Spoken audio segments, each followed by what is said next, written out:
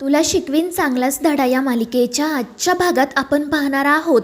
अक्षरा अधिपतीसमोर तिचं प्रेम व्यक्त करते, त्यामुळे अधिपती तिच्याकडे बघतच राहतो. तर अक्षरा रडतच अधिपतीच्या पायाशी बसते आणि त्याचा हात हातात घेत म्हणते की अधिपती, माझं तुमच्यावर खूप प्रेम आहे. तर दुसरीकडे सरगम भुवनेश्वरीला कॉल करते. तर चंची आणि दुर्गी भुवनेश्वरीच्या पाठीमागेच उभ्या असतात आणि लपूनच तिचं बोलणं ऐकत असतात. तर सरगम भुवनेश्वरीला सांगत असते की ती अक्षरा खरंच विचित्र आहे. मी अधिपतींना भेटण्यासाठी गेले होते, तर तिने आम्हा दोघांना एकत्र बघितलं आणि मग ती मला वाटेल तसं बोलली. तिने माझा खूप अपमान केला आणि अधिपती तिथे असूनसुद्धा त्यांनी तिला अडवलं नाही, तिला थांबवलं नाही. हे आता खरंच खूप जास्त झालंय. मी आजपर्यंत कधीच कोणाचं एवढं ऐकून घेतलं नाही. आणि त्यावर भुवनेश्वरी तिला शांत करत विचारते की तुम्हाला हा नको तो उद्योग कोणी करायला सांगितला होता? तुम्ही आम्हाला न सांगता अधिपतींना भेटायला का गेलात? त्यावर सरगम म्हणते की मॅडम, आता आपलं ठरलं आहे ना, आपल्या डीलसुद्धा झाली आहे ना, म्हणून मग मला एक प्रयत्न करायचा होता आणि म्हणूनच मी त्यांना भेटण्यासाठी गेले होते. मात्र अधिपतींचा स्वभावसुद्धा आता खूप बदलला आहे. ते माझ्याशी नीट बोलत नाही आणि त्यांना गाणं शिकण्याची इच्छा आहे असं सुद्धा मला वाटत नाही. मला तर असं वाटते की आपण इथेच थांबायला हवं. आणि त्यावर भुवनेश्वरी म्हणते की अशा गोष्टी फोनवर बोलायच्या नसतात, आपण भेटून बोलूयात. आणि ती फोन ठेवून देते. आणि जेव्हा ती पाठीमागे वळून बघते तेव्हा चंची आणि दुर्गी तेथून पळून जाण्याचा प्रयत्न करत असतात. मात्र भुवनेश्वरी त्यांना पकडते. तर इकडे अक्षरा रडतच अधिपतीच्या पायाशी बसलेली असते. तर अधिपती तिला उठवतो आणि त्याचा हात पुढे करत म्हणतो की मास्तरीनबाई, आम्हाला चिमटा काढा. हे सगळं खरं आहे की स्वप्न, तेच आम्हाला कळत नाही. आणि त्यावर अक्षरा हसतच म्हणते की अधिपती, त्याची काही गरज नाही, हे सगळं काही खरं आहे.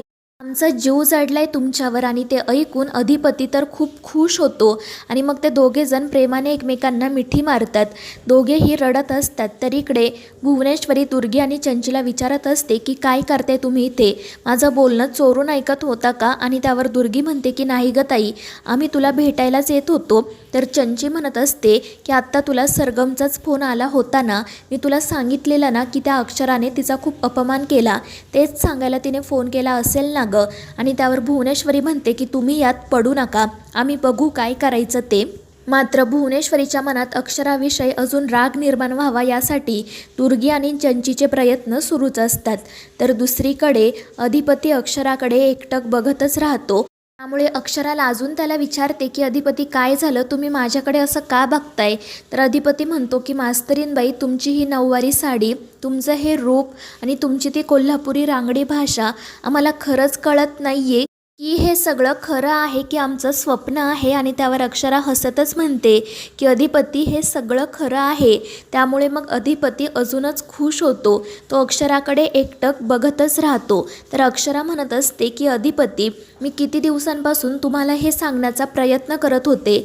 माझा तुमच्यावर जीव जडलाय हे सांगण्यासाठी मी तुम्हाला वेगवेगळ्या हिंटसुद्धा देत होते, पण तुम्हाला तर काही कळलंच नाही.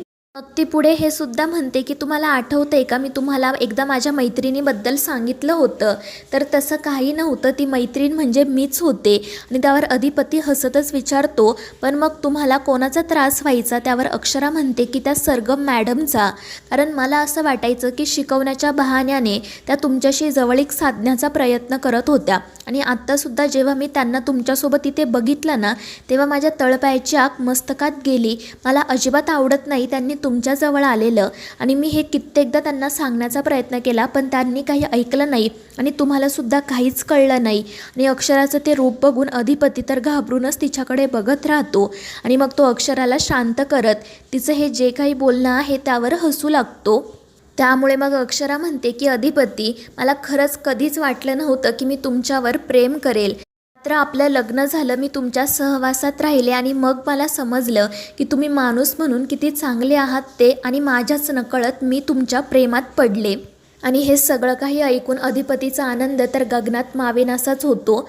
दुसरीकडे भुवनेश्वरी, दुर्गी आणि चंची अक्षराची आणि अधिपतीची वाट बघत असतात. मात्र चंची आणि दुर्गी सतत भुवनेश्वरीच्या मागे पुढे करत असल्याने ती खूप चिडते आणि त्या दोघींना तिथून हकलून लावते. तर इकडे अधिपती आणि अक्षरा गप्पा मारत अजूनही त्या तळ्याच्या काठीच असतात. अधिपती म्हणत असतो की मास्तरीनबाई, आम्हाला कुणकुण लागली होती की तुम्ही आमच्या प्रेमात पडलाय. तर आम्ही सुद्धा वाट बघत होतो तुम्ही कबुली देण्याची आणि ते ऐकून अक्षरा लाजूनच त्याच्याकडे बघते. तर अधिपती म्हणत असतो की मास्तरीनबाई, जेव्हा तुम्ही प्रेमाची कबुली दिली ना तेव्हा असं वाटलं की या रखरखत्या उन्हामध्ये दोन ढगांची धडक झाली आणि सगळीकडे प्रेमाचा पाऊस पडला. एकदम गारगार गोडगोड वाटलं आणि ते ऐकून अक्षरा हसू लागते. आणि मग त्यानंतर अधिपतीला त्या दोघांनी पहिल्यापासून एकत्र घालवलेले सगळे क्षण आठवतात.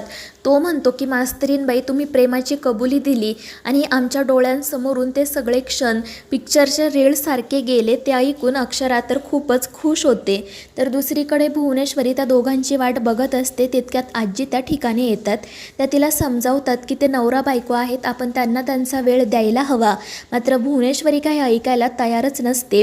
ती म्हणते की आम्ही त्या सुनबाईंना शिक्षा दिली होती ना की अधिपतींना भेटायचं नाही, मग त्यांनी असं का केलं, या शिक्षेमधून पळवाट का काढली, आम्ही त्यांना जे करू नका म्हणून सांगतो तेच त्या का करतात, कायम आमच्या विरोधात का जातात. त्यावर आजी तिला समजवण्याचा प्रयत्न करते. मात्र भुवनेश्वरी खूप चिडलेली असते. तर दुसरीकडे अधिपती अक्षराला जेव्हा तो तिच्या प्रेमात पडला होता तेव्हा त्याला काय काय वाटत होतं हे सगळं तिला सांगत असतो. तो म्हणत असतो की आईसाहेब, आम्हाला वेगवेगळ्या मुलींचे फोटो दाखवायच्या, मात्र आम्हाला प्रत्येक मुलीच्या चेहऱ्यामध्ये तुमचाच चेहरा दिसायचा. आणि तुम्हाला आठवतं आहे का, एकदा तुम्ही आमच्या घरी आला होतात. त्यावर अक्षरा म्हणते की तुमच्या नाही तर आपल्या. आणि त्यावर अधिपती हसून म्हणतो की हो, आपल्या. जेव्हा तुम्ही लग्नाआधी आपल्या घरी आला होता तेव्हा तर मला असं वाटलं होतं की तुम्हाला घरातच बंद करून ठेवावं, एंट्री एक्झिट सगळं बंद, फक्त तुम्ही आयुष्यभर आमच्यासोबतच राहावं. आणि मग त्यानंतर त्या दोघांना त्यांनी एकत्र घालवलेले अनेक क्षण आठवतात. ते दोघेही त्याच सगळ्या आठवणींमध्ये हरवून जातात. आणि मग अधिपती अक्षराला म्हणतो की मास्तरीनबाई, आज तुम्ही आम्हाला प्रपोज केलं ना, आता आम्ही पण तुम्हाला असं प्रपोज करणार की थेट तुमच्या काळजामध्येच येऊन बसणार. आणि ते ऐकून अक्षरा खूप खुश होते. तर मित्रांनो, या मालिकेच्या पुढील भागांच्या अपडेटसाठी आपल्या चॅनेलला सबस्क्राईब करा.